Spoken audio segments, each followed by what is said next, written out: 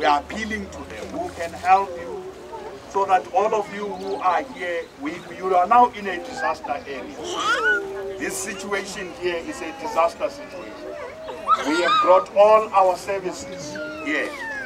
Social development from the local municipality and from the province. The different departments are cooperating to make sure that we keep this place okay for human beings. But we don't want you to be here. This is not our aim. We can't keep you here for long.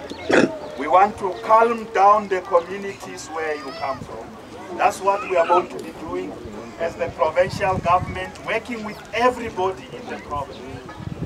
And I'm saying literally everybody. We are talking to every organization, every single organization. The trade unions must also come out. The sports bodies must also come out.